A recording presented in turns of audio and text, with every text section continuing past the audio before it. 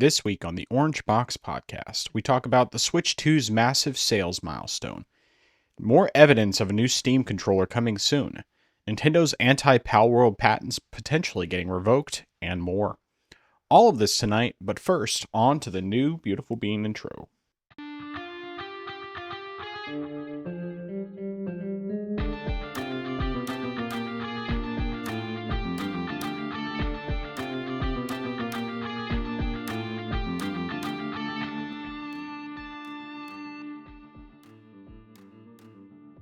Welcome to the place where PC and console gaming talk combine. This is the Orange Box Podcast, episode 109. I am your host, the man who is caught in an endless system update loop, Nathan, also known as the Frozen Gamer 87. And joining me, as always, the man who has betrayed Palworld and decided that Pokemon Legends ZA is Game of the Year this year, Justin, better known as I Am Zaracon. How you doing today? How's your week been? Not too bad overall. Last weekend I was at a men's retreat with my brother-in-law. I went over, since we were carpooling together, I went over to his house on Thursday evening. We went over to the retreat, which was up in like a mountains area, like on Friday morning. We were there until Saturday. Then we came back and we didn't expect it. I didn't expect to, but my sister was just like, hey, you just want to spend the night and stay over here? And I thought, man, why not? So stayed there until probably about Sunday afternoon, and then I headed home from there. And yeah, it was a pretty good time. Definitely enjoyed that. Got to have some fellowship with the other men from my church, and also just a good time for some Bible study as well.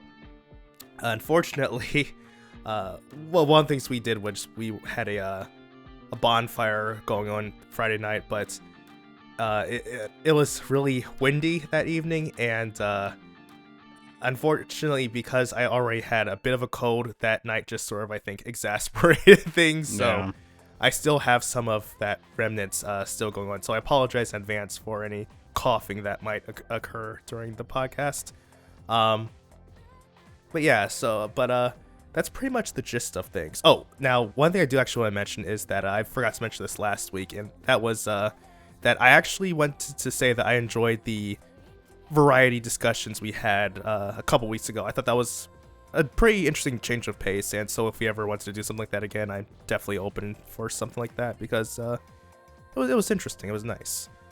But yeah, I think that's everything that I have. Cool. Yeah, well, I'm sorry that you're sick, or, at least getting over your sickness, but at least, you're getting over it. That's the main thing. That's what's important. So, and you're alive. That's also very important. Yes. In terms of my week, I'm trying to think of what kind of stuff's happened. I mean, the biggest thing was that my son had his birthday yesterday, so my oldest is 10 years old now. And it's kind of crazy to think about that he's that old already. And yeah, but it was good. We celebrated his birthday yesterday, and unfortunately my wife was not feeling particularly well. She's just been having some it seems like some side things related to having her gallbladder removed, because gallbladder basically controls, it helps process fats through the body. And when you get the gallbladder removed, then the body slowly transitions to that being handled by, I think, the large intestine. And her body just doesn't seem to have fully made the switch yet. So she still has to kind of be careful about the kind of stuff she eats. And so she wasn't feeling very well yesterday, so I ended up taking the day off to help take care of some of the stuff that she had planned with the kids. And I didn't have to take over quite as much as I thought I would, because she ended up feeling well enough to at least do some stuff with the kids, but then she started feeling worse, and it was just kind of all over the place. But so of course, with my son's birthday being yesterday, one of the things we got him was Super Mario Maker for the 2DS, or well, it's the 3DS version. But his 3DS was not functioning properly. Like the circle pad and the D-pad weren't working. The touchscreen wasn't working, and we're not really sure what exactly was causing it.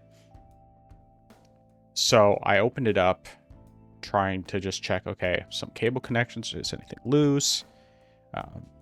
And I didn't really find anything that really seemed to be loose, but I checked it anyway, tried a couple different troubleshooting steps, and of course his is software modded. So I thought, okay, it's potentially something to do with that, but I'm not really sure what. And so I finally got to a point where I was checking something again. I was going to like really take it apart and do more of a thorough looking at it. And in the process of removing the back panel, one of the ribbon cables tore. And I think it was for the rear cameras, so it probably technically wouldn't matter that much if it wasn't working.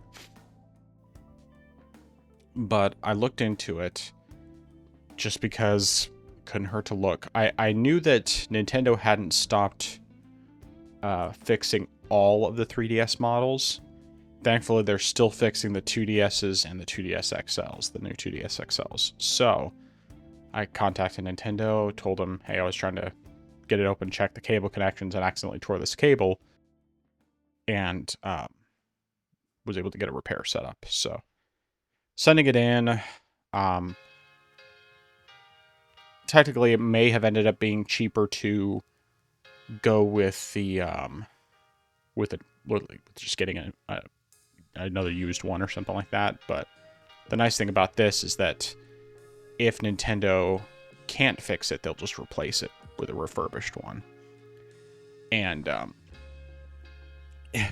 funny thing enough is that initially when I was talking to the support person, they said that if they couldn't fix it, they would replace it with a new 2DS XL. And I'm like, that would be amazing. and then he didn't correct himself and say, sorry, that was a mistake, I meant just a regular 2DS.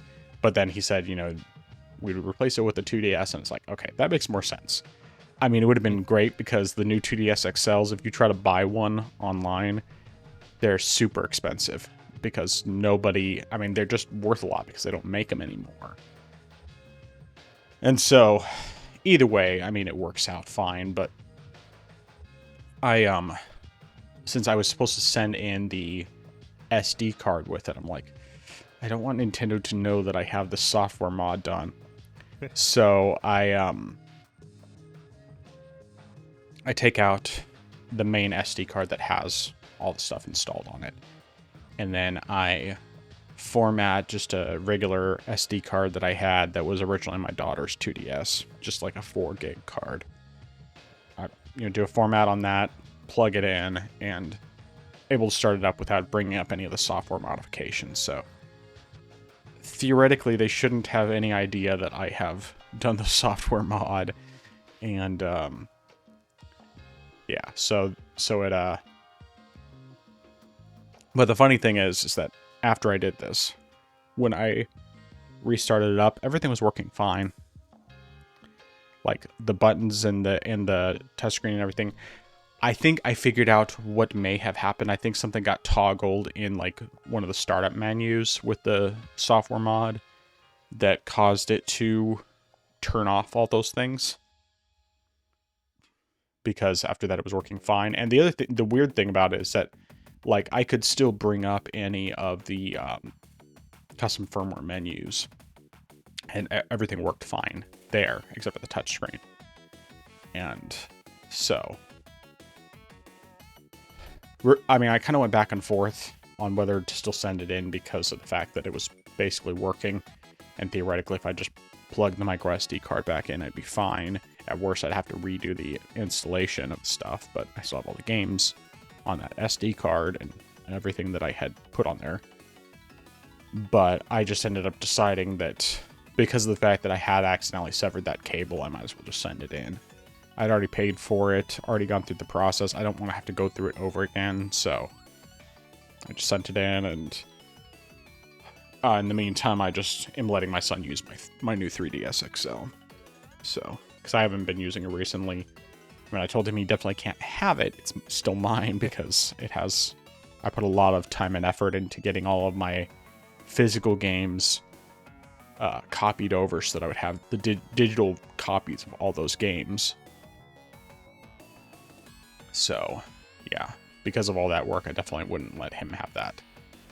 Now, of course, it would be amazing if they actually did send the new 2DS XL instead, because if they did that, that way I could put Minecraft on there for him, or, get him Minecraft for that, so that way he'd have another way to play it, and I wouldn't have to spend a ridiculous amount to get a new 2DS XL.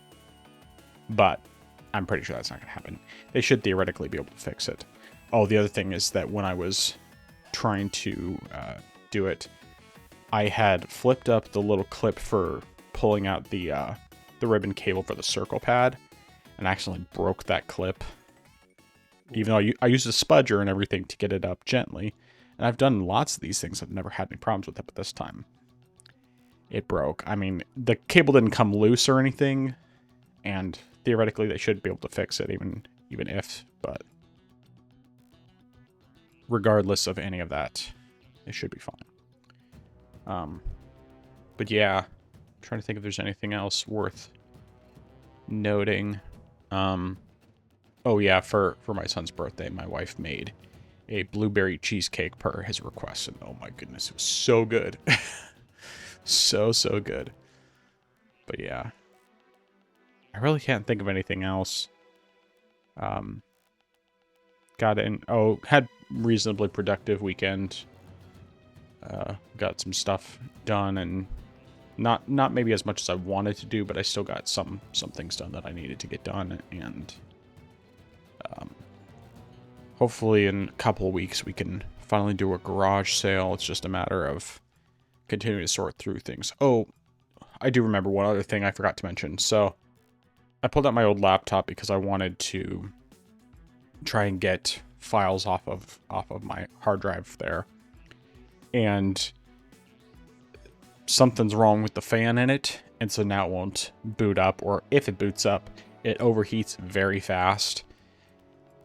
So I think I'm probably just gonna have to pull out the hard drive and then extract all the data off of that. I mean, I think it's a 1 terabyte hard drive, something like that I had put in. So it's not a ton of data, and I think the majority of the data that was on there before was games anyway. So, and I removed most of those because I can't even play them because Steam is not supported on Windows 7, and so I can't do anything with that. But yeah, that's everything. Okay. And this laptop, was this the one from 2010? Your comparison video where your original game? Oh man. Okay, yeah. I was just curious. I was hoping it was that one and not just the I guess newer laptop. No, the new one too long ago. I'm using the new one right now for all this. Okay, that's good then. No, if it was the new one, it would still be under warranty and I would get it fixed, but no, nothing wrong with the new one. Okay. Just the one that's 15 years old. But hey, I mean, that's a good, decent amount of time for a laptop. I mean, some don't last that long, but ones that do, it's definitely great when they last that long. Hopefully, it won't be too big of an issue trying to get the files you need transferred over. Yeah. Theoretically, it shouldn't be much of an issue. It's more than anything just getting the drive out and then getting it connected. I might even be able to just, install it into my desktop.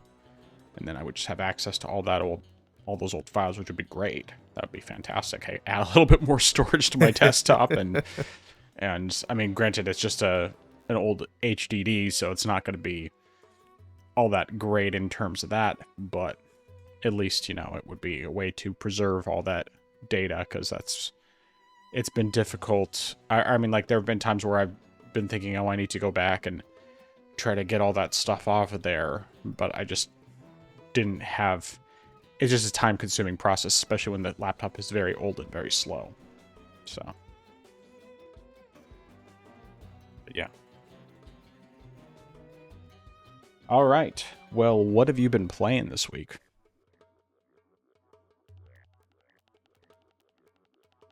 So, not too much from me just because I've been away, but when I came back, I realized that one of the games, or rather, I realized that there was an update for Vampire Survivors, and that update, unfortunately, added more achievements. So my 100% completion rate was gone, and I was very frustrated and said, okay, I'm going to go ahead and start grinding away at whatever achievements have been added. So the good news is the achievements for this aren't that bad, especially compared with the past few updates that added achievements. So this was a whole lot easier to get through. It was mainly just trying to upgrade the new weapons for the game, unlock the new areas and new maps that they've added, and a couple other things. So I've just been playing some of that just to get through all that, and it wasn't too bad. It probably took me about a couple days, I'd say, but I was able to get all that done, and I'm hoping I won't have to worry about this for ever again. But I feel like it's the best bet is just probably wait 6 months before Vampire Survivors drops another update and says, hey, we've got more achievements for you, and I'm just gonna be upset about that. I mean, I would rather they just do what Halls of Torment did, where even though there's a new update that just dropped, all the new achievements are in-game only, so it doesn't impact the Steam achievements or whatnot. Yeah. So, I mean, I'll go back and play it again, but I would just really rather not do that, and rather would just stick with whatever new games that I'm playing here and there. Yeah. But yeah. However, I did try something new, which is Dementium the Ward. Now, this is a game that I first heard about years ago in Nintendo Power, actually, of all places. And actually, I think it was the sequel. And just the pictures I saw originally, that just freaked me out. And I was just thinking to myself, how do you have this in Nintendo Power? But, I mean, of course, it was on the original DS, so it's not like it was all that high res or anything like that. But it was definitely... It was definitely spooky, and they remastered the game recently, and it dropped last week. And I said, you know what? I'm gonna go back to this game that I always had a curiosity for, even if it initially just scared me. And so I played it, and it's definitely interesting. It's possibly akin to, I guess you would say, a first-person Resident Evil type of game, just because it's simple in its design.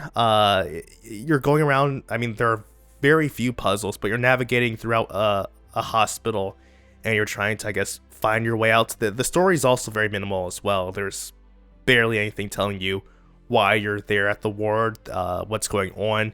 It's just like nightmares are happening, and you're just trapped in the middle of it. But there are some puzzles here and there. The combat is also a bit janky, I would say, but considering the fact that this was originally a Nintendo DS game, which didn't also have a right stick, and you also would have to use the touch screen as well. So I can definitely understand why it's not necessarily as responsive, but I mean, it works, I would say. It's also, of course, being a DS game, it's graphically it's not intense, but I think that the design and the darkness really helps keep it spooky, even though, well, I will say that for the first initial, I guess, probably hour of the game, you're not running into anything that's too threatening. I mean, sure, the regular enemies, they will attack you, but they're not coming at you fast at a fast pace. Once you reach I can't remember if it's like the East Wing or something like that, there are these enemies called Screamers though, which are just like floating heads. Those things ram at you at such a fast rate that even with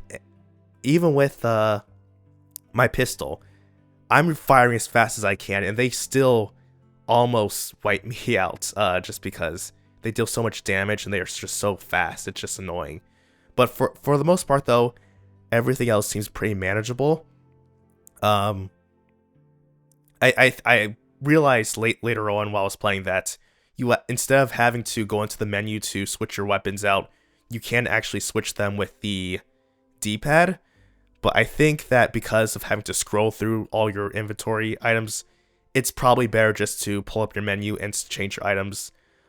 Just because if you're being attacked at the moment, trying to switch between your flashlight and your pistol is annoying. And that actually is something that I think, or as I heard, is that they changed it for the sequel where instead of just being able to hold one item, you can actually hold two items. So you can hold a flashlight in your left hand and whatever weapon or whatever item you have in your right hand. Okay. Which definitely helps out. But I think that for the first game, though, I think only being able to use one item makes things more tense and adds to that scary factor because you can't see what's going on if you don't have your flashlight.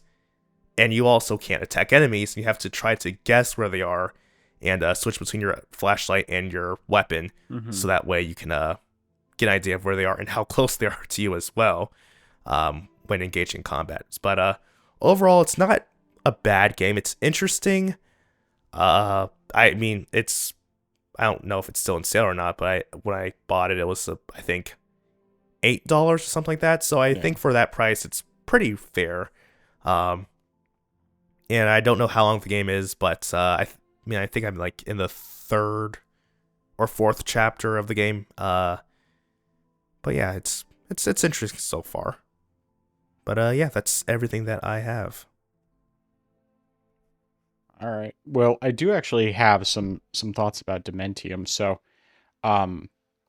it looks like this was, as I thought, created by the same guy, by Jules Watsham, who did like also did the Mutant Muds games and did Moon on as well on I can't remember if it was only on 3DS or if that one was also originally on DS. But yeah, what impressed me about like specifically Moon in particular, because Moon is also a first person, but it's like a sci-fi game, is that on the 3DS with the 3D turned on is 60 frames per second. And I'm pretty sure that the same is true with this game because this developer actually took the time to optimize his games. A miracle. So, like, that makes me actually want to check it out just because I really appreciated that game. Mutant Muds was something that I liked in theory. Like, I liked it initially when I was playing it, but I just had a lot of struggles with the platforming, and it's a platformer, so if you're struggling with the platforming in a platformer, you're probably going to have a bad time. And it wasn't anything wrong with the game itself. I had a hard time with it. Maybe one of these days I'll actually try booting it up again and seeing if I like it any better than I did in the past. But nevertheless, I did go ahead and add this and the sequel to my wish list because they both look interesting enough to where I'd be willing to check it out. I did enjoy playing Moon. I played that like I think 3 years ago on 3DS. And I mean, it wasn't like a groundbreaking revolutionary game by any stretch, but it was still pretty cool, and the fact that it was very well optimized really made me appreciate it. So still pretty neat. Plus, you got kind of a unique experience on the 3DS. Although I might actually have to look and see if the 3DS version of either of the Dementium games are still possible to get. Because I actually probably would want to play it on 3DS a little bit more, just because I mean, a well-optimized 3DS game is such a rare thing. And, of course, I love the 3D effect. That's just more enjoyable to me. So yeah, good stuff. I will add, since you mentioned Mutant Muds, there actually are several Easter eggs in the game for that game, and also another game that the developer made called Zeal Drifter, where there are actually posters for those games hidden throughout there. So yeah, I tried Zeal Drifter and I couldn't get into that one at all. It's another one where I would probably have to restart and try it again, because I mean it was years and years and years ago. I think I tried it through PlayStation Plus. But yeah. Cool. All right. So last week, after we talked about Halo and the remake that's coming up and Master Chief Collection and everything, I decided to reinstall the Master Chief Collection. So specifically, I reinstalled Halo 1 to try and finish that up. And if I finished that up, I would start up Halo 2. And I did finish Halo 1. So, unfortunately, because of the fact that, at least in the past, running it on the Steam Deck required turning off the anti-cheat, I turned off the anti-cheat, which meant I went into the anti-cheat free mode, which meant that I didn't actually get any achievements for completing the game, which is a bummer. But yeah, I played it exclusively on the Steam Deck for Halo 1. I switched quite a lot between doing the Anniversary Edition visuals and the classic visuals, because I mean I originally played the original PC version, which was based off of the original Xbox version, and so I had some nostalgia related to that. And initially I was wanting to play the Anniversary visuals just because the fact that it's like, okay, it looks cooler and everything. But I definitely found as I was playing more and more drawn to switch back to the old visuals, because the art style is just very different between the original version and the 343 remaster that they did. And there were times where being in the Anniversary Edition visuals were kind of helpful, because there are some sections where it's just like really, really dark, and having switched when you switch it over to the newer visuals, it's much lighter, so it's a lot easier to see where you're going and enemies and that sort of thing. But it also kind of just takes away from the vibe.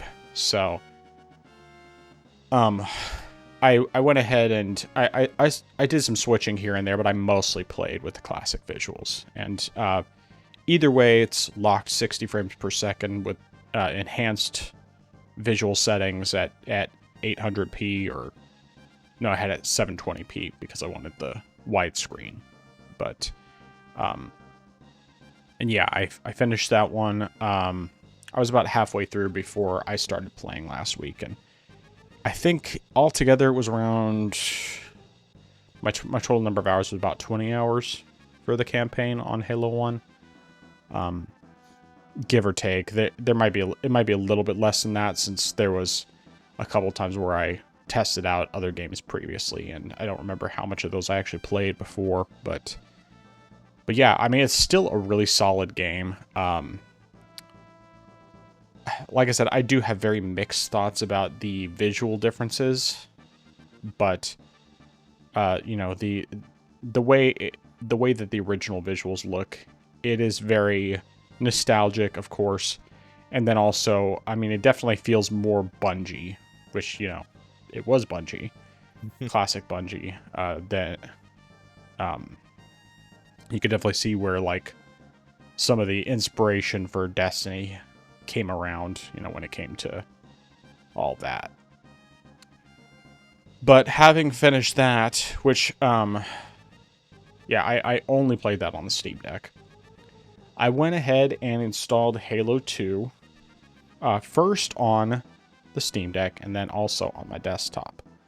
So on the Steam Deck, if you do the original visuals, you get a locked 60 FPS. If you do the Anniversary Edition visuals, which are based off of the Xbox One version, whereas the Anniversary Edition of Halo 1 was on the 360, then the frame rate does have some issues. or I should say, it does if you have it on enhanced visuals. So the max settings, and all enhanced visuals, you can get 60 a lot of the time, but sometimes it'll drop into the mid to high 40s. If you go to the original Xbox One visuals, then you get a much more consistent 60 with the new visuals, or with the anniversary visuals. I did a bit of switching back and forth. I think I'm probably going to end up playing more with the anniversary visuals, but honestly, I don't know. I'm still pretty early in the game. Yeah.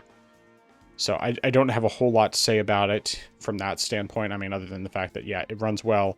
Looks good either way. I mean, the visuals are definitely a step up in Halo 2 versus Halo 1, but like character models are still pretty awful in the original version of Halo 2, and they're a lot better on the Anniversary Edition.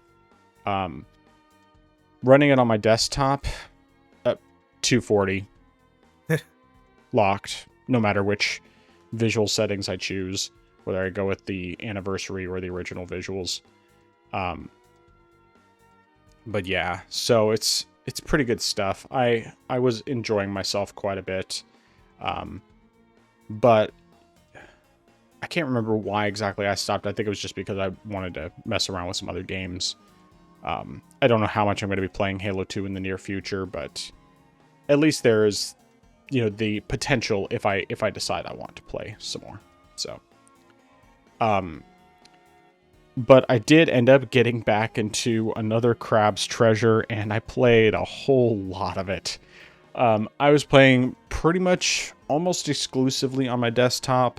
The only time that I played on my Steam Deck was actually today, and it was really just because before a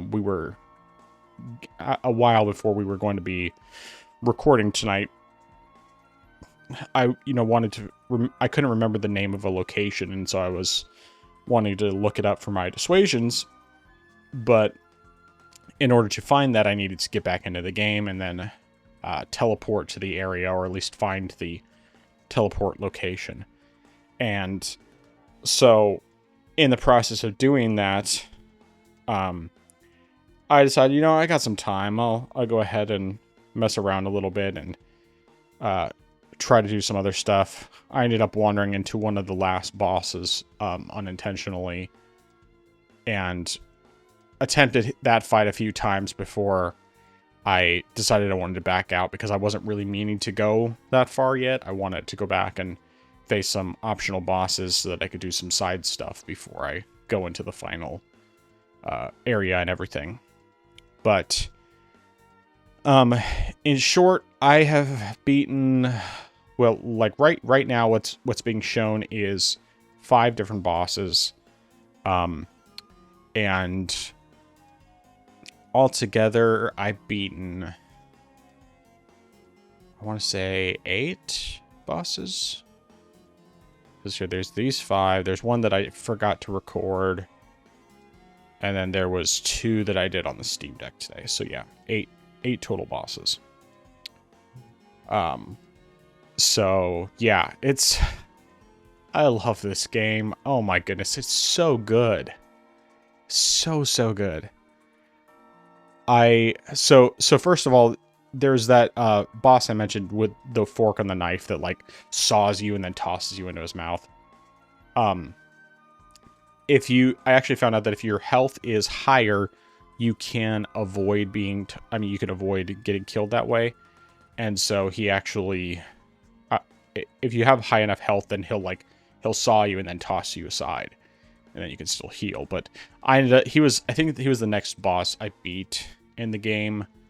And once I figured out that it was better for me to use just regular attacks to build up a stun meter instead of trying to charge, then I was able to take him down a lot easier. It still took me a handful of tries, but it wasn't too bad.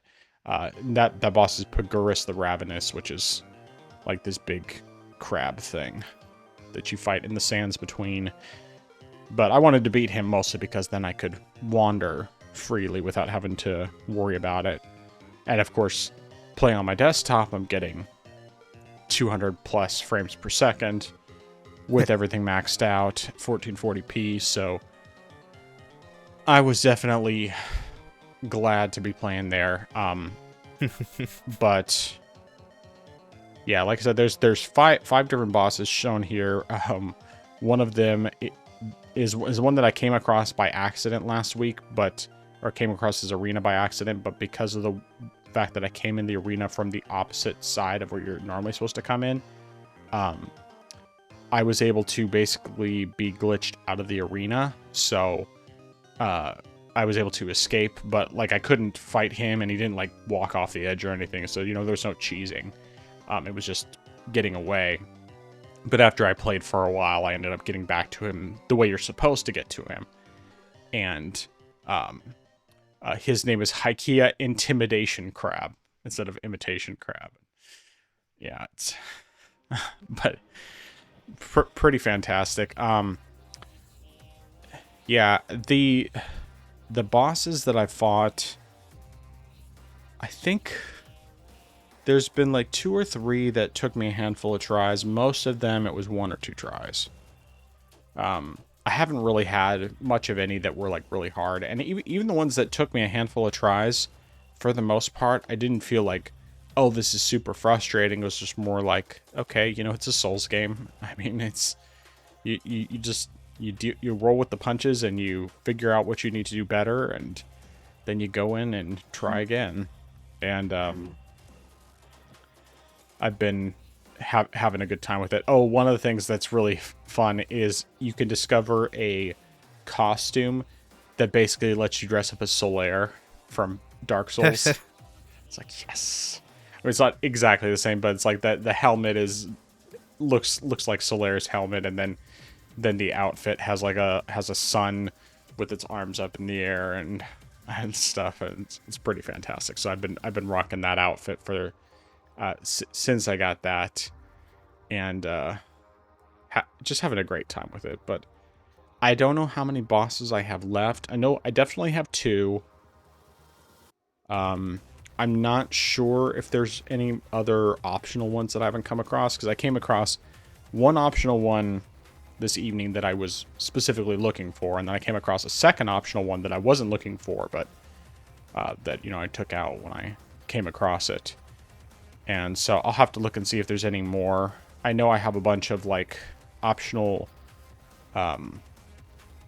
like side areas to encounter that you need a specific ability in order to break these blocks that allow you to access those areas. And I didn't previously have that ability, but now I do. So I'll have to go around and find those. And there's like another type of thing that you can find in various places that requires an ability, which I have, but I just haven't tracked down those places yet. So my intention is basically to 100% the game in completing it, or I mean before I like fully finish the game. And although I would probably like to get all the achievements, I think most of the achievements that I have left are ones that require doing like New Game Plus. And so, not that I don't want to, I probably actually will. I may even do it right after I finish the game. But yeah, so there's going to be that. But try to think if there's anything else to say about that. I'm sure that there will be something else that'll come up, but either way, like I said, I've just been having a really great time with this game, and I'm thoroughly enjoying myself. Oh, I guess one thing I can mention is that the on the Steam Deck, there are some areas where the frame rate definitely does tank a bit more, and then it bumps back up. It's just kind of weird. I think it's just a Unity engine thing. And I also just turned off VSync, which I think might actually end up helping, just like with Yooka-Replay. So I'll have to play some more, and then I can report back whether or not that makes a difference. But it's definitely not perfect from that standpoint. And there's a reason I've been playing it almost exclusively on my desktop. And that's definitely the best place to play it. But either way, I'm just I love this game. So, something else that came in the mail yesterday, I think, is the Turok collection for the Switch. So, I pre-ordered this. I don't even remember when. It was sometime early this year, I believe. But it's, the three Turok games, the three main ones, 1, 2, and 3. I know 1 and 2, at least, I believe, were both N64, and I can't remember where Turok 3 came out. But regardless, they're on Switch. So I ended up playing a pretty good amount of Turok 1 today. So it's actually... I guess I should clarify. I've played through the entirety of the first level and most of the second level, but I didn't quite finish it earlier today. And I'm playing on my Switch too, I should mention. But of course, game obviously runs 60 frames per second. It's possible it's uncapped and that it's running higher than that, but I doubt it. I'm just honestly not quite sure, but I basically just played primarily in handheld mode. I did dock it so that I could record some footage, but it seemed like it stuttered a little bit sometimes, interestingly enough, in docked mode, so maybe that was just my imagination. Could be any number of issues from that standpoint. I mean, it wasn't bad enough to where it like caused any problems for me. I mean, there's definitely some jank in this game because it was originally an N64 game, but it certainly controls better with dual joysticks than it did with the one joystick and the C buttons. So, overall, it's been pretty fun though. I've been enjoying myself. It's very much it is a N64 boomer shooter, and I really like it. it's just fun. Plus, I've heard it's pretty short. Looks like, at least of course, according to how long to beat, it's like 7.5 hours for a completionist run. So I'm not expecting it to take very long to get completely through this game as I play it, but it's just fun. It's something that I've wanted to play for a long time because, there's a lot of nostalgia with it being an N64 game, and it's one that I never played. And, of course, having a physical version for Nintendo is pretty cool. I do actually have the games on Steam as well, but because of the fact that I had the option of getting the physical version for Switch, I couldn't resist that, and I definitely don't have any regrets having bought that. So, but yeah, it's pretty good stuff. I think that's really all I have to say about the game, but it's fun. So there is one last game I played, and this one was one that I had mentioned previously as a potential something that I was going to check out after a demo became available, and that's Star Wars Outlaws. And this game actually surprised me quite a bit. It is visually the best looking game I've ever seen. It has the best looking female protagonist that I've ever seen, who is relatable and likable, and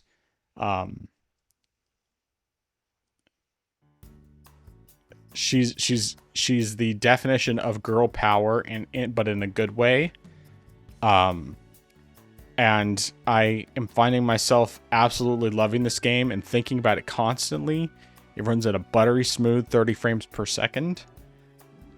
And everything I just said was a lie. Okay, so let me back up with this a bit. Okay, so I guess not everything. I did, in fact, download the demo. I have played about an hour of the demo. It's a 3-hour demo. A 3-hour demo. But it... Alright, so visually, like, the environments look good. The environments actually look pretty great. The character model isn't bad, but, I should say, in general, it's not bad. obviously the character's face, they really just like ruined it, considering how pretty the real actress is that she's based on, that the model's supposed to be based on. Yeah, she looks terrible. But anyway, that all aside, it's very clear this thing uses FSR and not DLSS, because there's like these weird like fuzzy artifacts around the hair, which is something that I see every time I've tried turning on FSR on a game on Steam Deck, and it's just something that to me it's so distracting. Like it is one of the most distracting things to me. And so that's the reason that I never use FSR. I can't stand how it looks. Now, with all that being said, you know, we could leave aside the appearance of the main character. We can leave aside the FSR hair weirdness. The overall visuals look pretty good, especially in docked. I mean, in handheld, it's actually not drastically different. Now, I will say, like, even the FSR weirdness with the hair, it's present both docked and in handheld mode. And like looking at the footage here, it actually really looks pretty decent. But when actually playing the game, it's not great.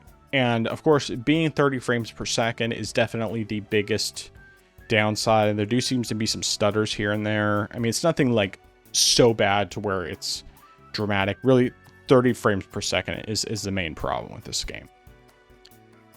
But it is very much what I would call a girl power simulator, but not in a good way. Not to where it's like, oh, she actually feels like really strong and everything. It's just more like they make the strongest, most powerful characters women, and it's like, okay, whatever, fine, that's fine, I guess. I mean, it sometimes feels kind of unrealistic, but whatever.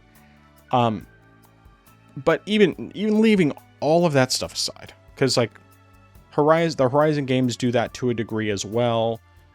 Aloy is not a likable character, you know, all this other stuff. This character, Kay, I can't remember what her last name is.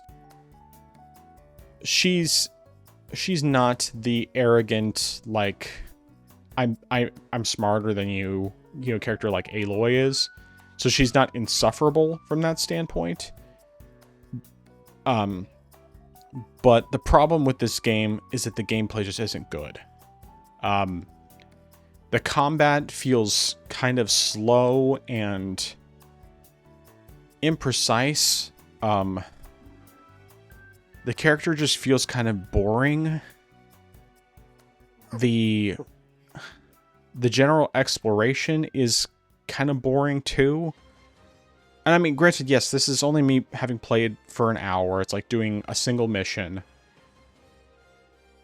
But I just, like, usually when I play Ubisoft games, regardless of who I play as, they're all pretty similar, but they're still relatively fun. This one, like, the only thing that I really have to say that I can say very positively, I think for a game on the Switch, it looks pretty good.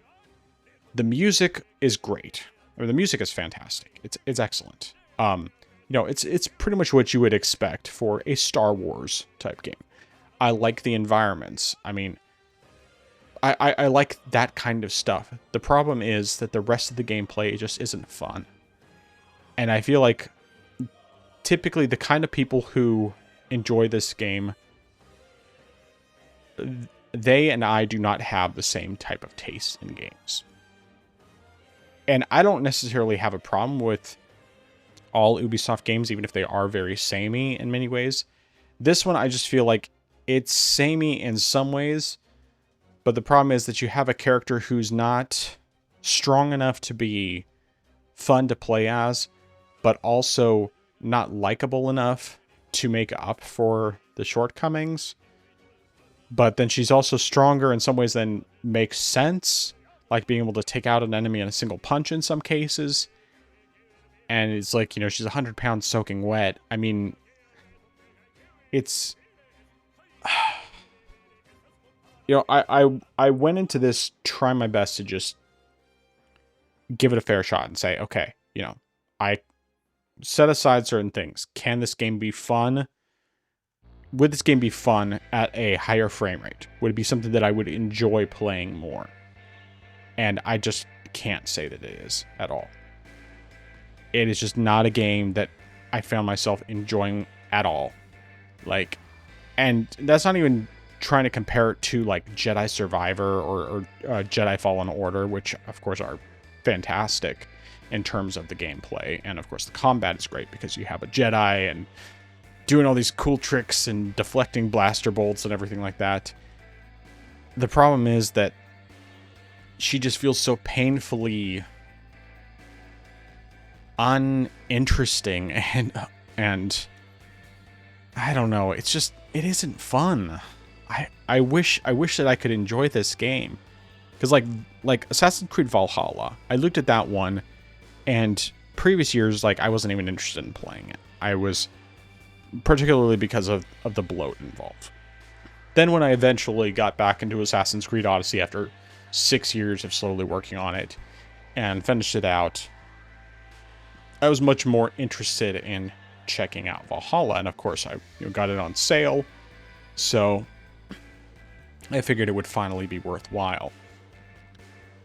And Valhalla, everything that I've played of it, I've actually really enjoyed. It has a lot of the Ubisoft formula, but because of the fact that you have a strong character, whether you play as a male or female, and there's just enough variety in the gameplay and everything, it was just more enjoyable.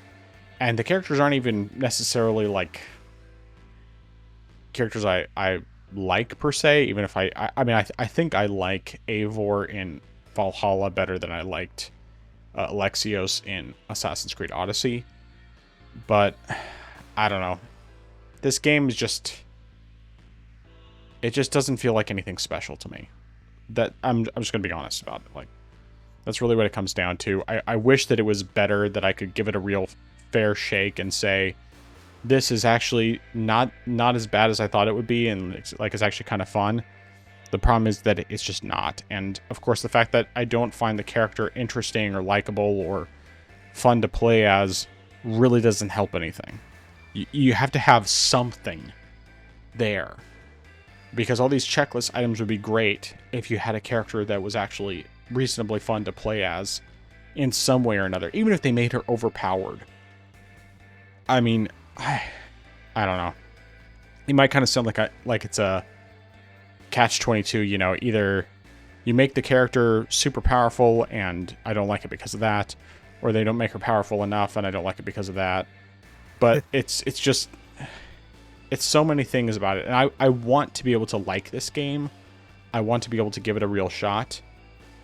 But even if it ran better, I don't think I would enjoy it. Because like I could get this on my desktop and I'd be able to play it at probably max settings, 100 plus frames per second. But I just don't find the gameplay to be fun.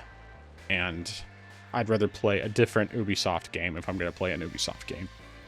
I'd rather play, like, probably every single one of the Assassin's Creed games I have, besides this one. I'd probably rather play Assassin's Creed Shadows than this, and that one I'm not even sure that I'm ever going to play. But I would probably rather play that than this. So, anyway, I think that's everything I have to say on all the games. All right. So on the topic of Star Wars Outlaws, excuse me, is it just the fact, I mean, I know you said there were several factors, but is it I guess one of the biggest things as far as gameplay goes, is it just too much of the same as most other Ubisoft games, or is there something that is different enough that that just takes you out of the experience? Honestly, it just feels like I think what it really comes down to, it's not even being samey as other Ubisoft games. I think it's just the fact that the character just feels so bland and boring and just uninteresting, and it's just the fact that playing as the character feels pointless. Like it feels like they basically tried to design a game around a bland and boring character that, like, I have a hard time believing that she's actually a bounty hunter at all in any way, shape, or form. Like, it isn't convincing to me that she could survive as a bounty hunter in any way, shape, or form. Yeah, I don't know how else to explain it. Like, I feel like I need to find a review out there that kind of better explains how I feel about it, because I'm just not good at expressing in words what exactly I think about this. But I will probably try to at least finish out the demo, because it has 2 more hours in the demo. And so I feel like I should at least give the game a little bit more of a shot, just to see, if I feel any different after I finish the 3 hours. But as of right now, it's just not for me. Okay. And just because I was curious about if you would at least enjoy the experience somewhat more this way, do you happen to know if there's a demo for the game on Steam or PC in general? I haven't looked. I'll have to check. But, well, no, because the thing is that the problems with the game, it's not the frame rate on its own, or any, visual oddities that are the reason why it's not fun. It's just not fun. It's because, like, I could look at a game like, well, I could look at pretty much anything else on Switch. And if the game is fun, I may not want to play it on Switch, but it could still be fun even with a worse frame rate. The problem is that this one just isn't fun, period. At least in my opinion. Okay. Changing gears and going back to Halo. You mentioned that so far it seems like you're interested, at least with Halo 2, playing on the anniversary graphics rather than the original graphics. Any particular reason why the newer ones, the graphics for that game, are more appealing to you than the original game? Honestly, it's really just the character models, but I think it's also just because I don't have the same nostalgia attached to it that I do with the original one. And because it really is significantly better looking, but I haven't fully decided, because I haven't played enough to where I could say definitively I'll definitely stick to the anniversary visuals over the original. I may swap back and forth for a while and then ultimately settle on just going with the original.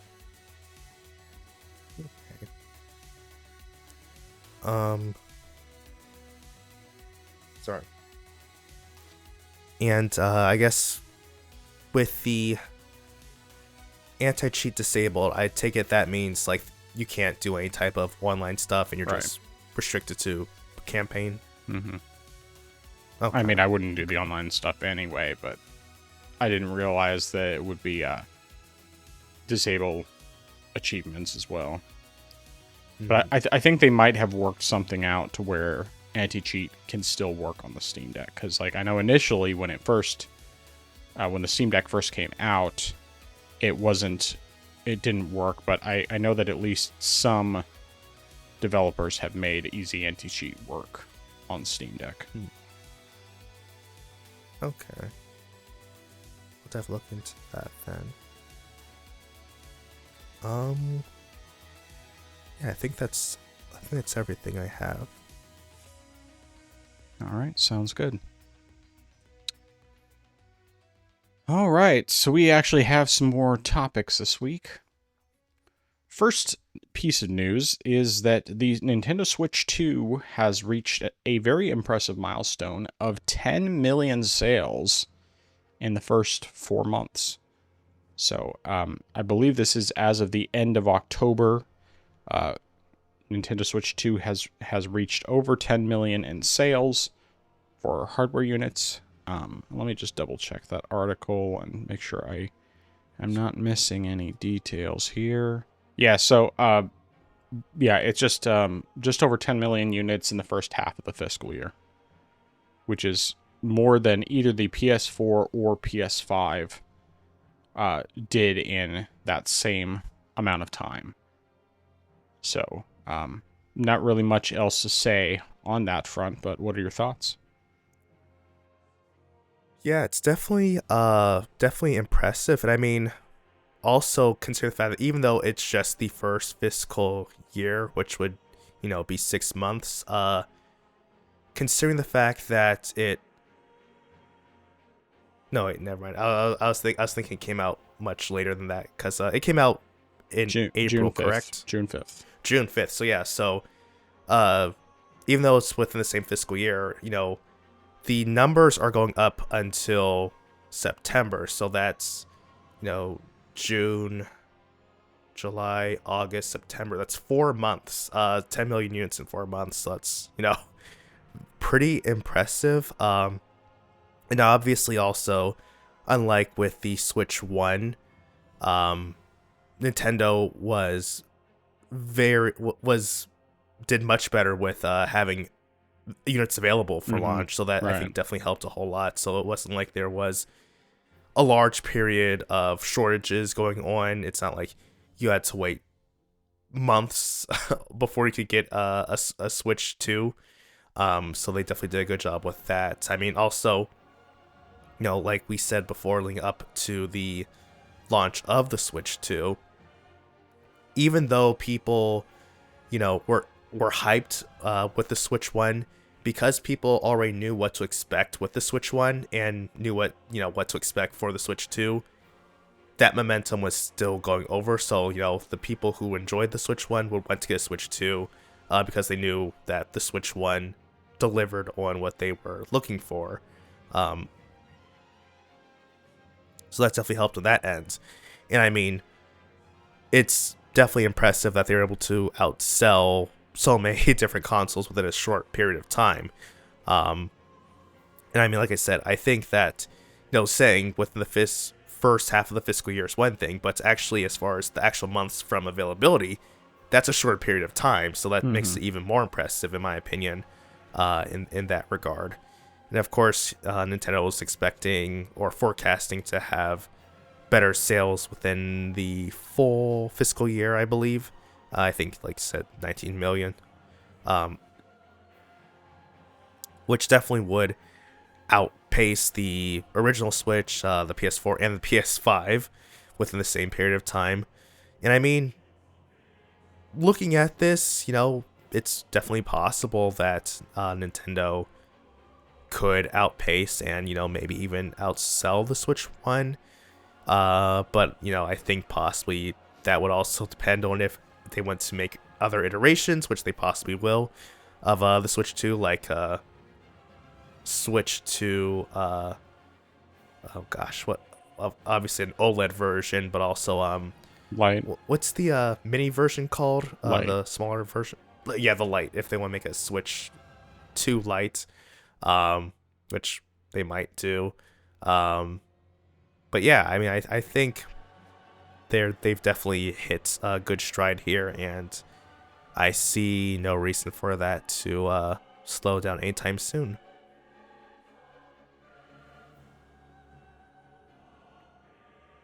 Yeah, I mean, it's definitely impressive numbers early on. I will say, I think the momentum will slow down at some point. I don't think it's going to do Switch 1 numbers, in my opinion. Especially if they keep the prices as high as they are. I think that a lot of why it has done as well as it has been because of launch hype. And because of people wanting to, I guess basically having FOMO, wanting to get it before the possibility of prices going up because of tariffs and everything else. Now, to be clear, I'm not saying that, nobody, would have bought this if not for those particular situations. No, that's not what I'm saying. And I mean, this thing's going to do well regardless. Like, it's already doing well. It's going to continue to do well. But I see the way the market is looking right now. And I think that even though, yes, right now it's doing well, it's probably going to do well for several more years. I think that there is going to come a point when, particularly because of Nintendo's policies and that sort of thing, when that gets to a point where people just get tired of it, it's going to become less of a thing. And we also don't know. I mean, let me back up. I know that there are at least some people who have had buyer's remorse. Honestly, I have. I definitely have buyer's remorse on the Switch 2. I kind of wish I had just stuck with the Switch, with my Switch OLED, and not bothered upgrading until later on. Particularly because even though, yeah, you're going to have like high frame rate mode on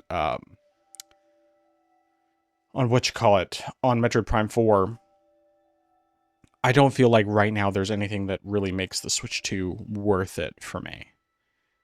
Like, I could have had just the same, if not better, of an experience on the original Switch without upgrading. And I feel like sometimes the experience has been worse on the Switch 2 than it was on the Switch 1, simply because of the fact that the Switch 2 has a higher resolution screen, but games haven't been upgraded to take advantage of that higher resolution screen, and so they end up looking worse because they're lower resolution on a higher resolution screen. You know, I think obviously there's lots of room for things to move forward and to get even better for them. I'm sure that I could end up being proven wrong, and hey, if I'm wrong, I'm wrong. Whatever, that's fine. In my case, the only reason that I have not sold my Switch 2 is just because of the fact that I have been in a position in the past where I've had a console, sold it, and then ended up regretting it later because of the fact that then I ended up having to repurchase it. And considering the fact that prices could very well go up, it's like, with the amount I spend on it already, I don't really want to have to re-spend that money down the line in order to play certain games. But I've kind of decided that the Switch 2 for me is going to be my machine for my backlog and for basically like Xenoblade and a couple other titles. Like, I'm sure that, I mean, obviously next Monolith Soft game that comes out, no matter what it is, whether it's a brand new game or the Xenosaga collection or something like that, it's like day one purchase without question because their games are excellent. And there's a handful of other games that I would probably be day one on. But right now, even like looking at Metroid Prime 4, although I do have it pre-ordered because I have the Switch 2 and everything, I think that's the only game that I'm even a little bit excited about. And realistically, if I had just stuck with my Switch OLED, I would still be able to play it, and I'd still be able to play it at 60 frames per second, and I'd be completely happy with it. So, I don't know. There's just not a whole lot I'm excited about for the Switch 2. And that's a sad place to be in for me. That being said, you know, I'm sure the Switch 2 will continue to sell well. It's just not. I think that all of these consoles, there's going to be diminishing returns. They're going to sell well for a while, and then it's going to slow down and it's going to drop off. I firmly believe that. And while it's definitely doing better initially than the Switch 1 was, that's also because the Switch 1 had a much lower supply available, and the demand was much higher than the supply.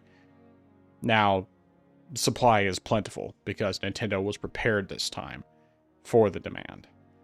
And so people have been taking advantage of that. People have been buying it. And I'm sure lots of people are happy with it.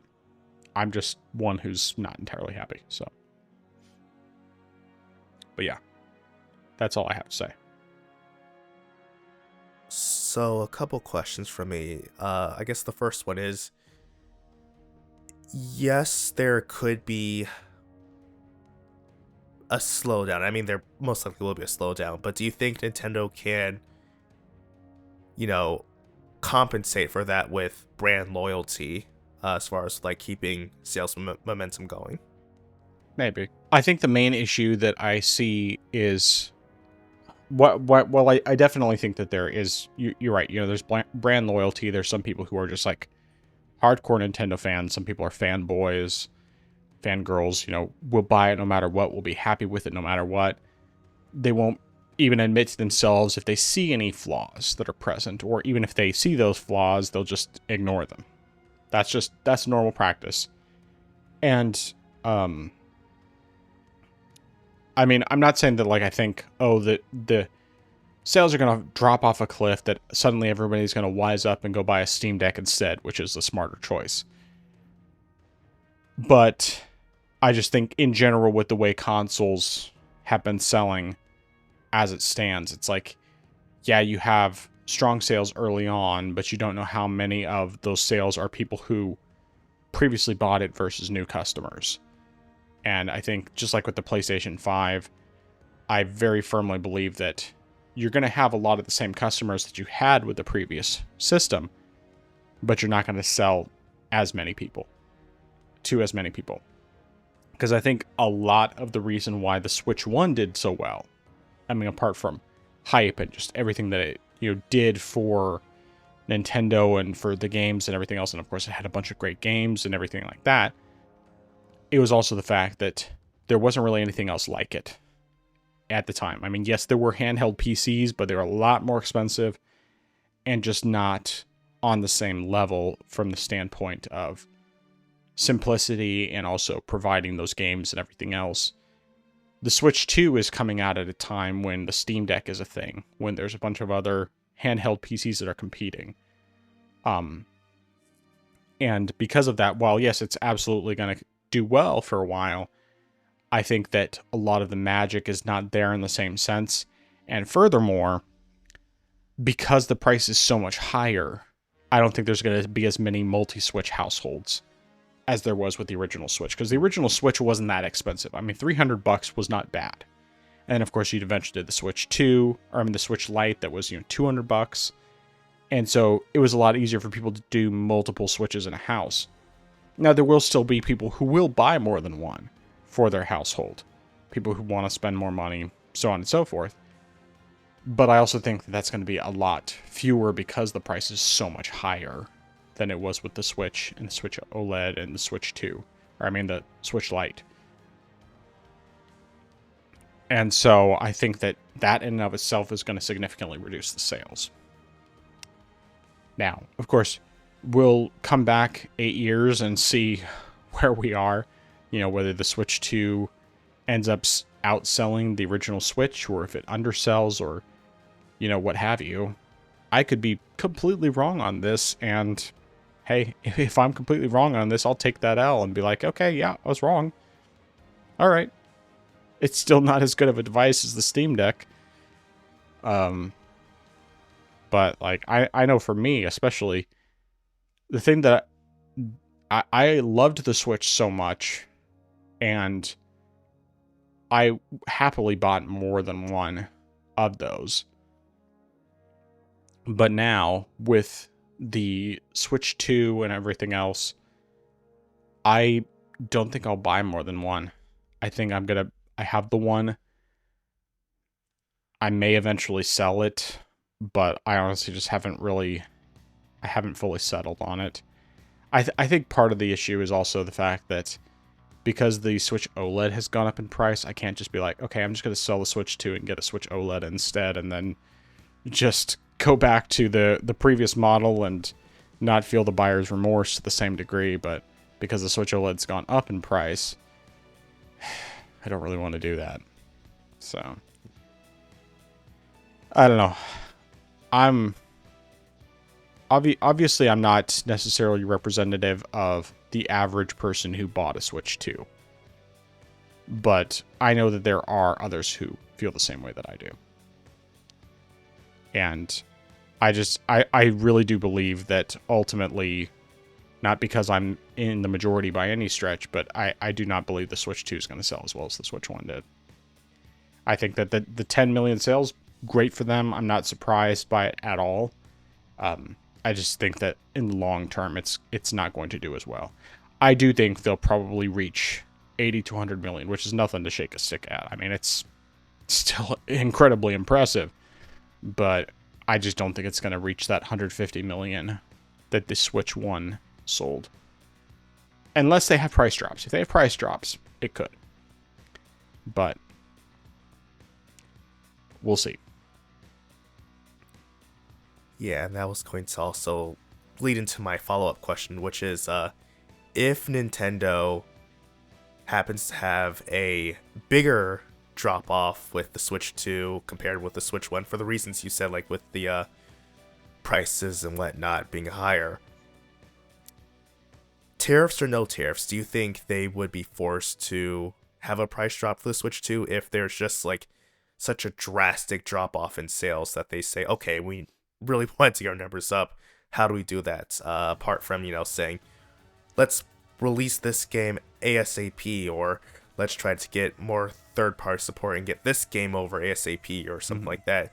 Do you think they would be forced to think, okay, maybe we should drop our prices for the Switch 2? I honestly don't think that the sales will drop off so dramatically that they will do that.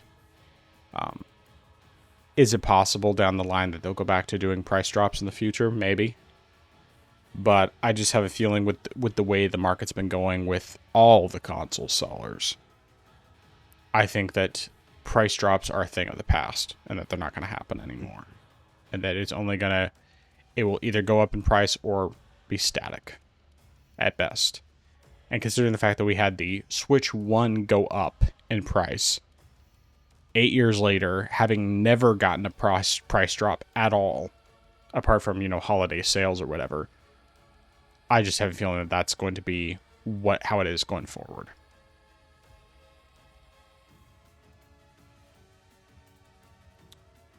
All right, well, let's go ahead and move on into the next topic. So, you want to talk about these Steam controller patents, or designs and icon, rather.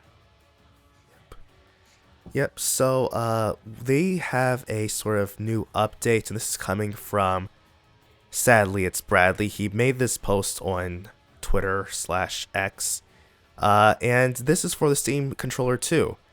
And this is a new icon for the backend update, and it's an icon that shows a controller.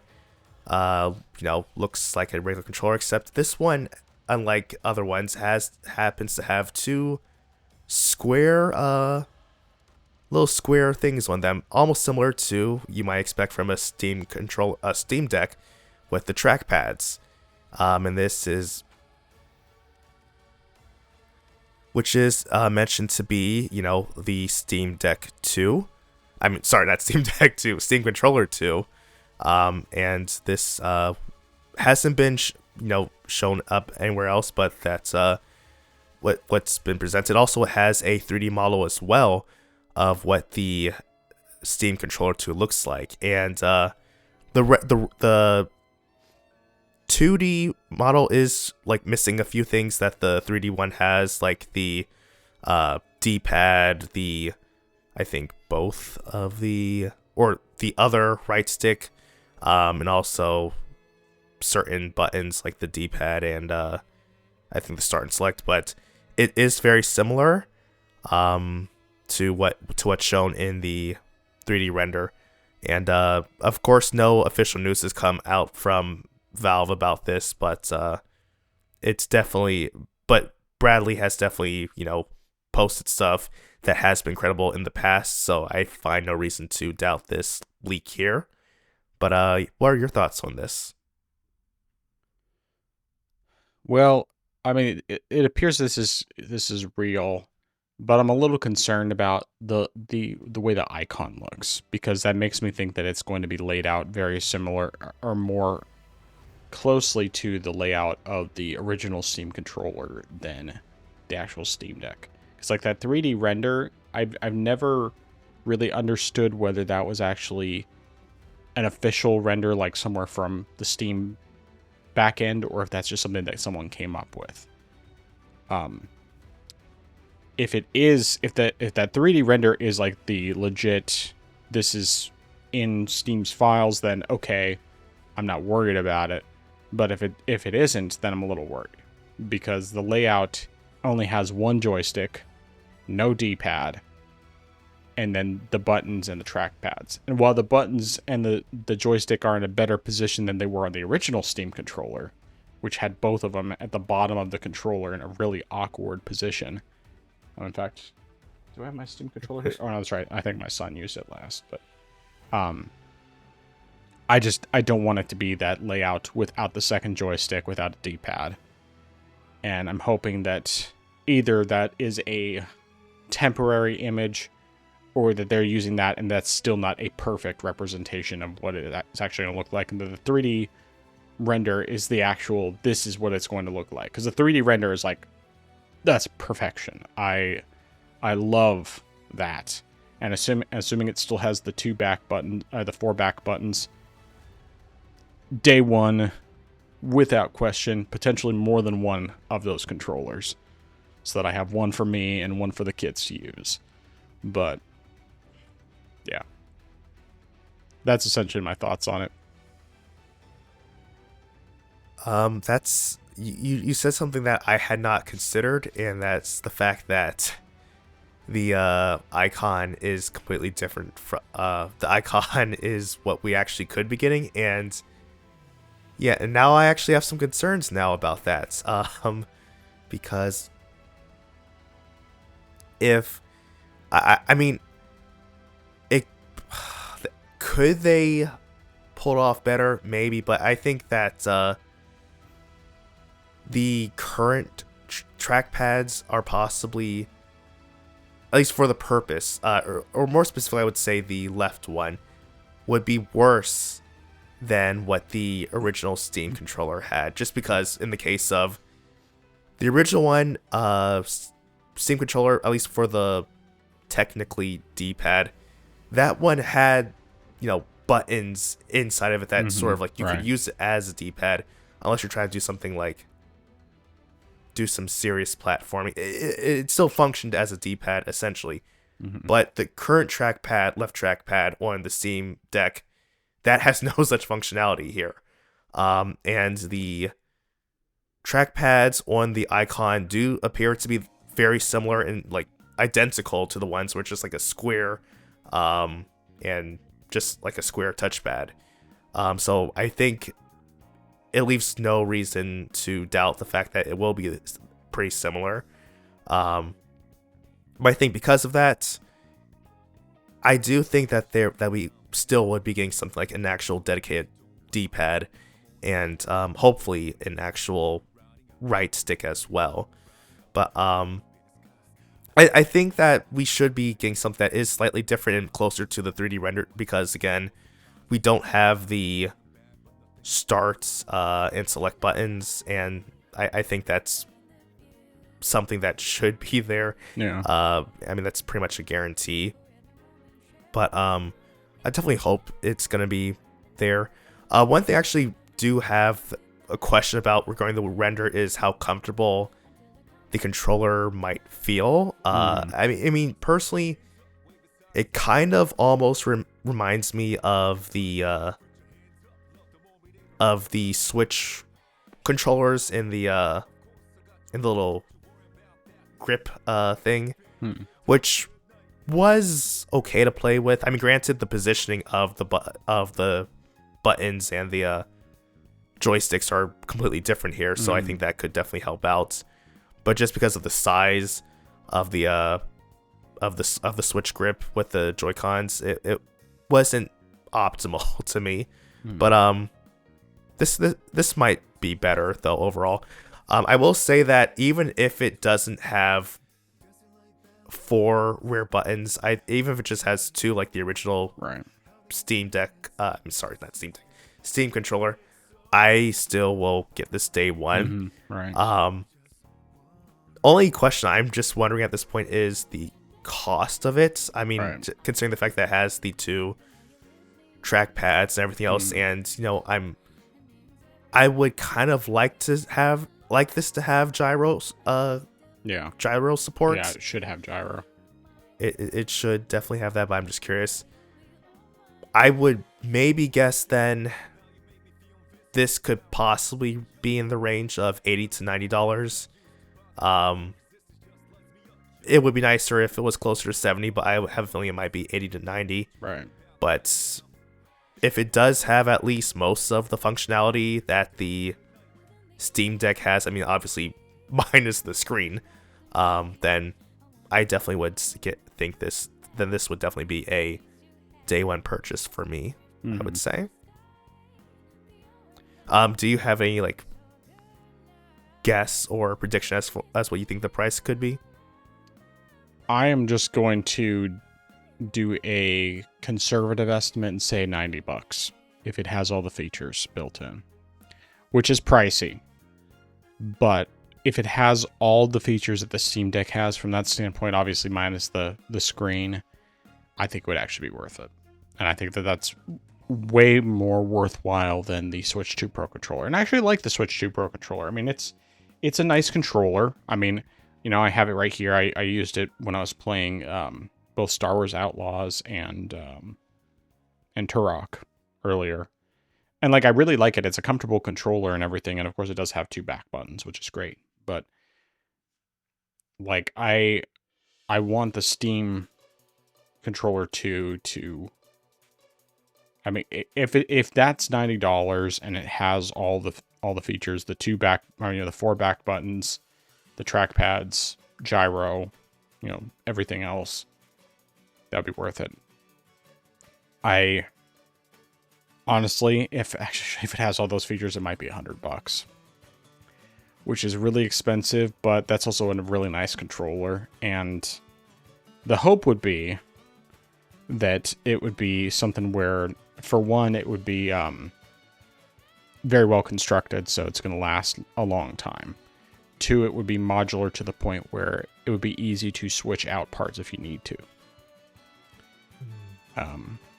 You know, because they're very pro fixing stuff yourself, since they have the partnership with iFixit and everything else. So I could see it being beneficial from that standpoint.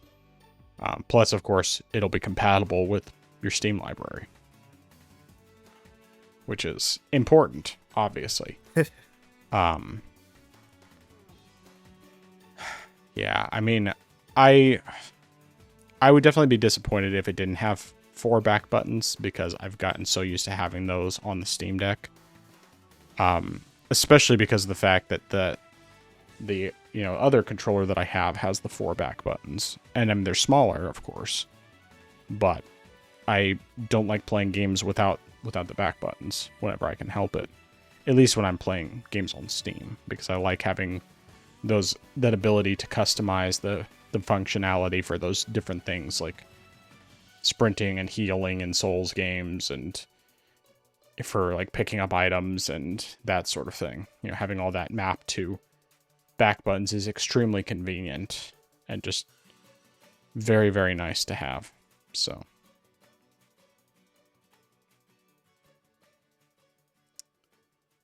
yep. All right. Any other thoughts on that? No, sir. All right. So we got some potential news that there is supposed to be the first full Super Mario Galaxy movie trailer coming later this month, and it could be coming within the next few weeks.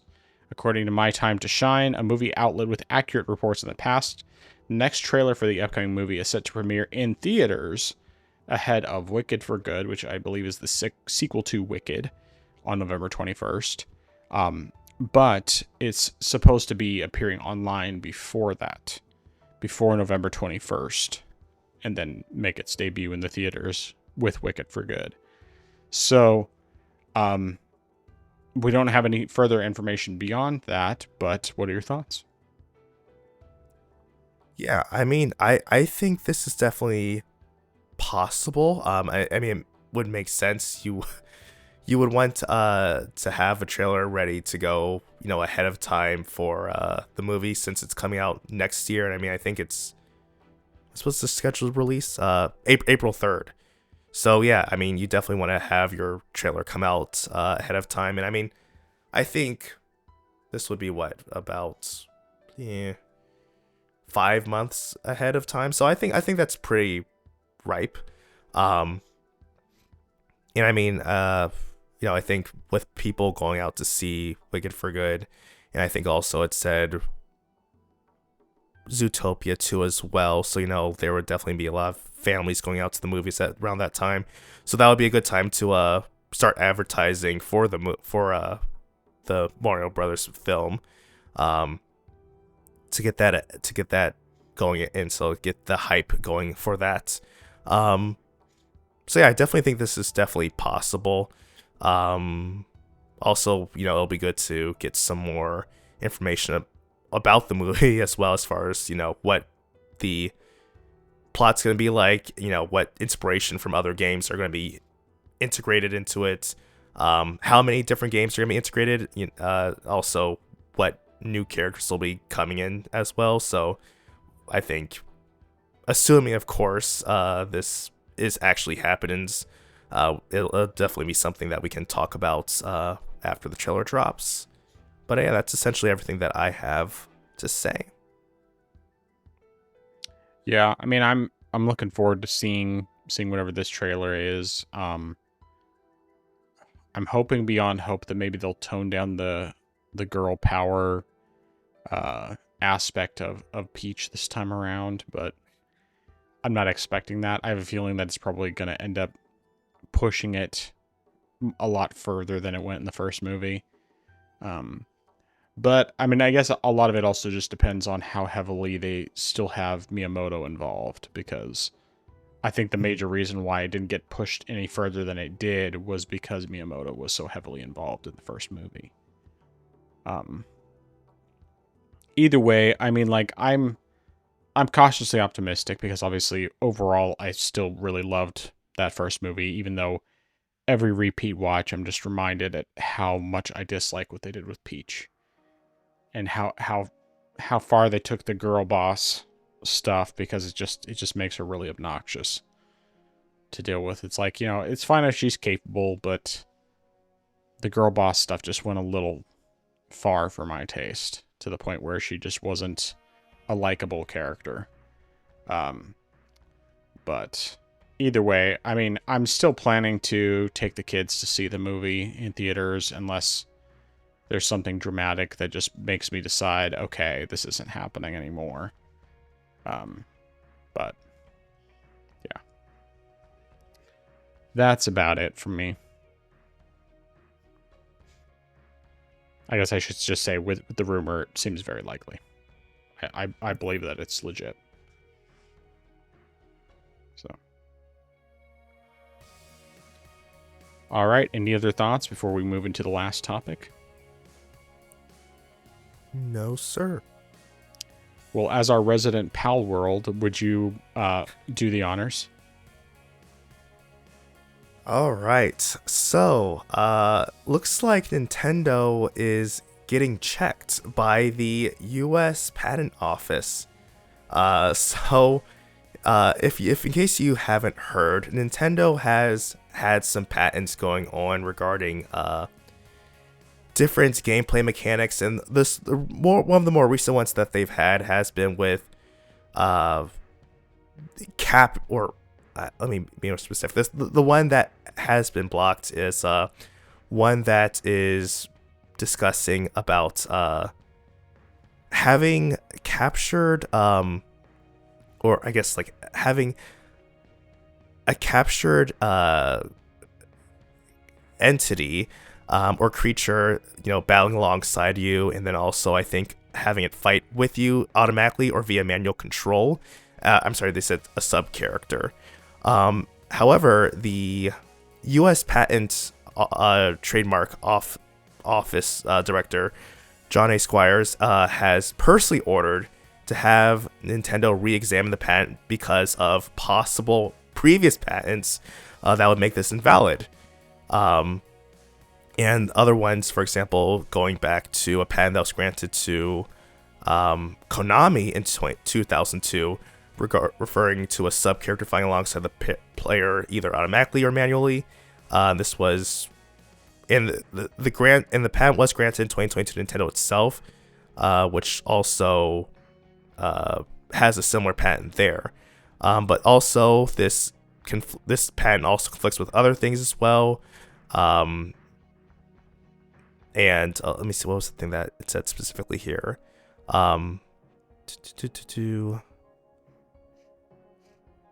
Okay, no, I'm sorry. That was that's another line going of another patent. So I guess tagging along to this patent, it also Nintendo also was denied a patent in Japan for a capture mechanic similar to it because of games like Ark, Craftopia, Monster Hunter 4, and Pokemon Go, which have mechanics that are similar to the ones that they filed, which, kind of a go figure there. But one thing that was mentioned as far as, I think with regard to the US patents and how that works is the fact that a patent holder can allow a patent to, or at least it can allow other companies that use similar patents to slide unless they feel like it infringes upon its own IP or feels like the IP is being threatened. Because I think there have been similar cases before. I think that was mentioned in the past where there was something that could have been infringed upon, but the patent holder just let slide because it was infringing or had infringed. But yeah, at least with this, Nintendo has to re-examine or the patent has to be re-examined before it can be approved by the U.S. Patent Office. And this is actually something that is rare, according to the article from Video Game Chronicles. Now, I have quite a few thoughts to say on this, but before I do, what are your thoughts on this matter? Well, first of all, I do just want to point out something that came up last week as well, is that Nintendo was denied a patent in Japan for capturing mechanics similar to that seen in some Pokemon games, with the Japan Patent Office. I guess actually you already mentioned that. Never mind. So anyway, going back to this whole thing, I hope this actually goes somewhere, because Nintendo needs a smack upside the head for this. I mean, it's blatantly obvious that everything they were doing was for the purpose of trying to get a Pocket Pair. That's really what it was all about. And they were probably never going to go after anyone else unless someone else tried to make something that was even remotely similar to Pokemon, that actually competed with it in some way. But I was glad to see, of course, first, last week about the patent in Japan being denied, which was great news. And now seeing that it's being re-examined in the US is also great news. And whether or not it'll go anywhere, we'll have to wait and see. But if this does, in fact, get revoked, essentially, then it would be a big blow to Nintendo, honestly. And I want them to be humbled, because it's just ridiculous what they are doing with this. So those are essentially my thoughts on the matter. But you are our resident Palworld, so I definitely want to hear yours. Yeah, this is definitely great news for me, and I mean, I feel like this definitely could go somewhere with the US. The fact that it even got challenged in the first place is great news. Mm-hmm. And I'm glad that there's actually some logic being used here. Like, there are previous games that use similar mechanics. It's so like, how does that work? How does Nintendo get to patent something that has been used previously? And I mean, I'm also very glad. I wasn't certain how this would turn out in Japan, but the fact that Nintendo got blocked because of previous games, that use similar mechanics. I think even, the fact that this could threaten other games that use similar things, like Persona, for example, which use similar mechanics. Like, how how do you patent something that sort of like exists for a long time? And that's like saying, hey guys, you know what? We're gonna patent two guys talking about video games over Discord, and anyone who uses similar patents is going to get sued by us because we're patenting it because we feel threatened. Like, you can't just patent things that already exist. It just doesn't make sense. So I'm glad that there is some sort of common sense being used here, and I hope that, like you said, Nintendo just gets humbled, because while yes, they have a lot of great games, that doesn't. I think I heard someone mention this. Use a good example. Nintendo's game development department can be extraordinary.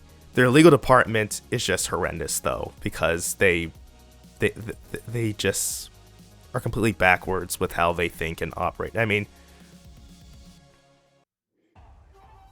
I did see something that was similar, because I didn't even know about this initially until I had seen, just some stuff.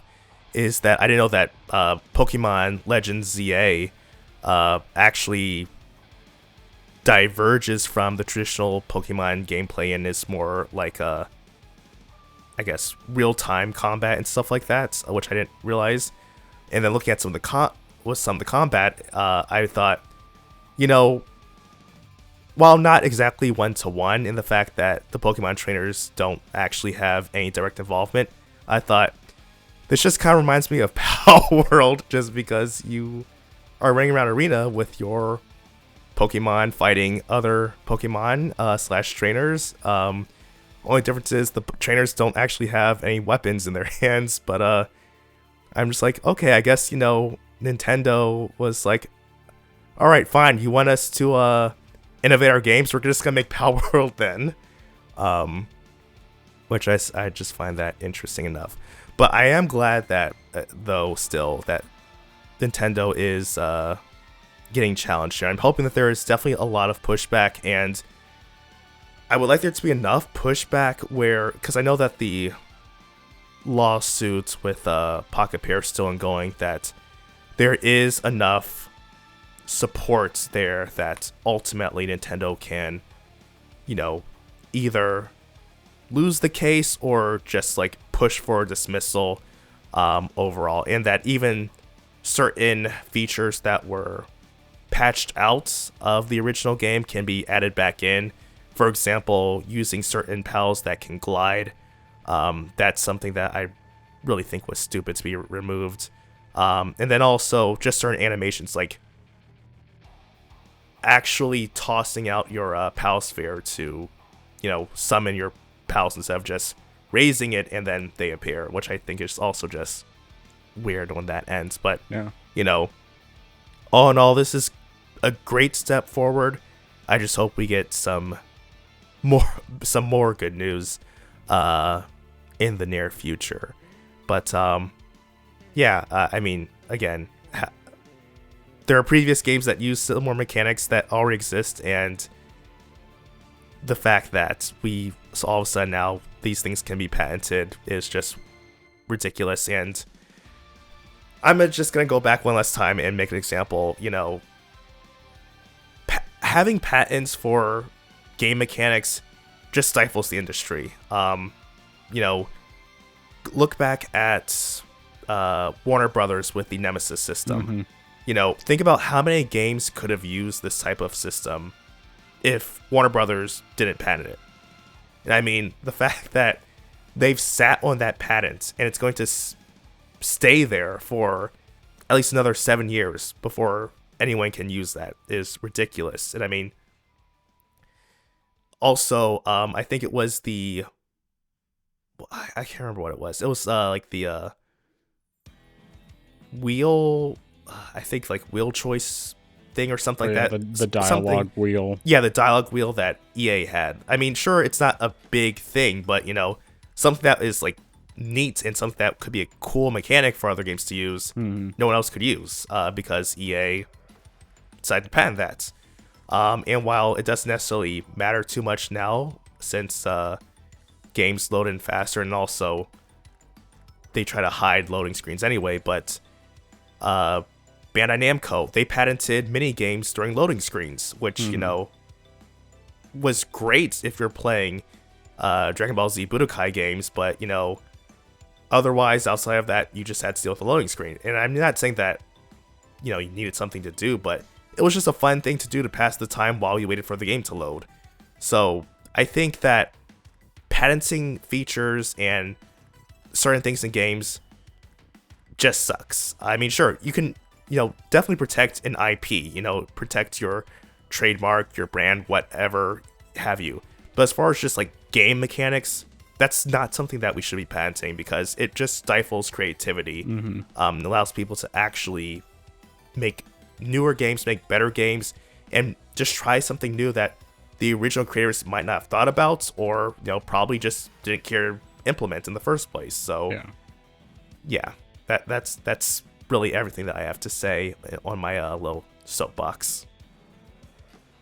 Yeah, imagine if Nintendo were to patent things related to like Metroid mechanics.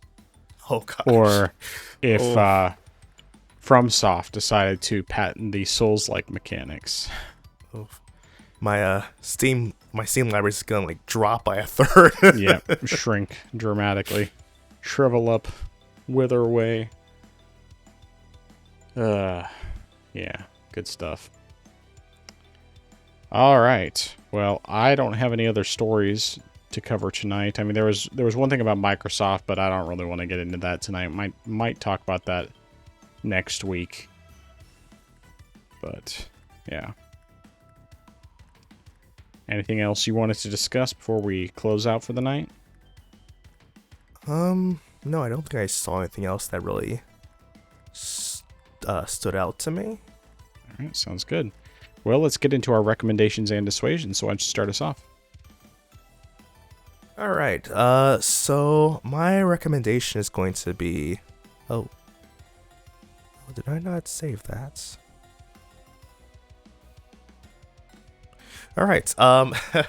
So I guess I'm gonna have to wing this one. So yeah. So my recommendation is going to be. Whoops. I did not.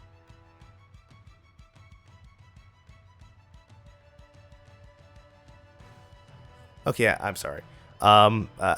This is actually going to be somewhat similar to a recommendation I've had before, but because of, I guess, new additions, I had to recommend it. I wanted to recommend it again, and that's actually going to be GOG. Obviously, I mostly play on Steam, but I still like to support GOG just because they put out DRM-free games, and you know, that's definitely something that you love to see. So that way you actually have full ownership. And people say, oh, with digital, you know, you're not really owning your games, just a license. But with DRM-free material, you completely own it. Like, you can back up your files. You can, you know, if you feel like it, make actual physical copies if you want to. Like, people have done that with their GOG games. So you can do that if you want. And there have been more games that have been recently added, and I'm just really thrilled to see that type of support come over. And I mean, if it wasn't for the fact that I had just bought a couple games on GOG recently, I probably would buy a few more during the autumn sale that just started. But I definitely recommend GOG if you want to have games that you want to completely own. And yeah, it's definitely good stuff that what they're doing there, especially with like their preservation program too. Yep, indeed. All right, for my recommendations, first of all, if you have a 2DS or new 2DS XL that need to be repaired, go ahead and set up a repair with Nintendo now while you still can. Take advantage of that ability to do it, because it's one way that even though it might take a little bit longer, you know it's going to get fixed, and it'll be under warranty, which is very, very helpful from that standpoint. So that's my first recommendation. My second thing is on Another Crab's Treasure. Avoid going to Flotsam Vale until after you get the first map section. You'll know what I'm talking about when you actually get to the game, but basically it's just you have a few different things to do, and when you get to a point where they tell you to go off and find a section of the map, go to that first location they tell you to do it, go there first before you make your way to Flotsam Vale, which is where you'll actually have to get either the last or the second to last section. I'm not sure, because I did them technically out of order since I took care of the Pagurus the Ravenous early on, and that's where you get your big map piece that's for the center of the map. So speaking of Pagurus the Ravenous, and just bosses in general, a lot of times it's better to use regular attacks rather than charged attacks to build up their stun meter, because you can hit them a lot faster that way, and it's a lot easier to cancel out if you need to of a regular attack than it is to cancel out of a charged attack. So that way, if you're getting off hits and the boss is getting ready to attack you and you need to dodge or block, you can do so a lot more easily if you're just doing regular attacks than if you're charging up an attack. So and then lastly, I'm going to recommend Hot Fuzz. It is a great movie, hilarious movie. I mean, really the whole trilogy, which is Shaun of the Dead, Hot Fuzz, and World's End, are excellent movies, but Hot Fuzz is easily my favorite of the three. So we just watched that again this past week, and yeah, it's fantastic. So that's what I got for recommendations. Dissuasions.